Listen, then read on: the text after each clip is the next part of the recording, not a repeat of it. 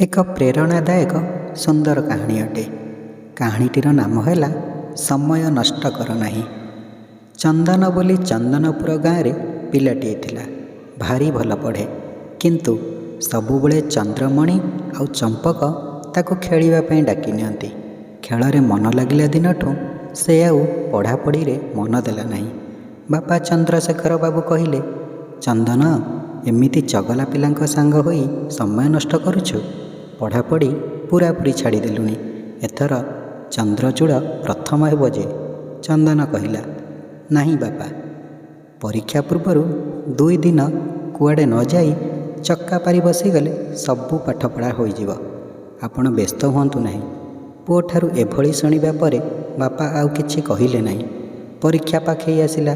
ଚନ୍ଦନ ପଢ଼ି ବସିଲା, ହେଲେ କାହାକୁ କେତେବେଳେ ପଢ଼ିବ ତାହା ଆଉ ଭାବିପାରିଲା ନାହିଁ।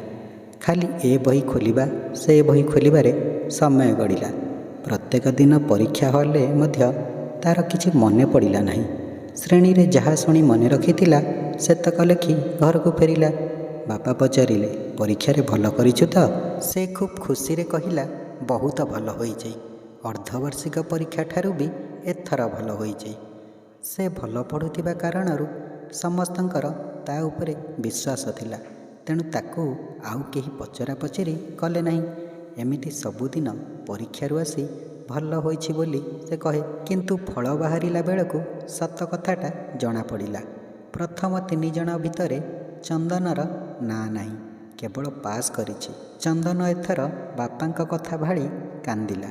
କାନ୍ଦି କାନ୍ଦି ତାର ଆଖି ନାଲ ପଡ଼ିଗଲା। ବିଦ୍ୟାଳୟରୁ ଘରକୁ ଯେତେବେଳେ ଫେରିଲା, ବାପା ତାକୁ ଡାକି କହିଲେ, ତୋ ରେଜଲ୍ଟ ବିଷୟରେ ମୁଁ ପିଲାଙ୍କଠୁ ଶୁଣି ସାରିଛି। ମୋ କଥା ମାନିଲୁ ନାହିଁ, ସମୟର ମୂଲ୍ୟ ବୁଝିଲୁ ନାହିଁ, ଫଳ ମିଳିଲା।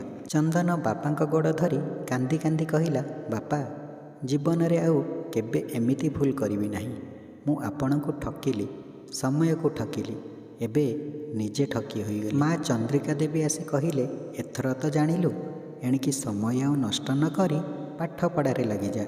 ପୁଣି ପ୍ରଥମ ହେବାକୁ ଚେଷ୍ଟା କର।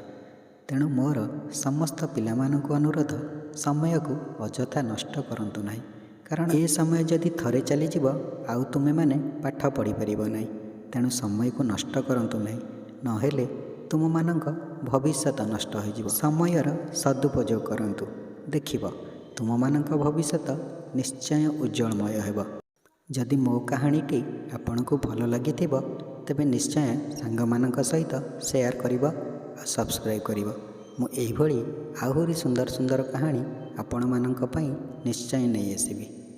ଜୟ ଜଗନ୍ନାଥ।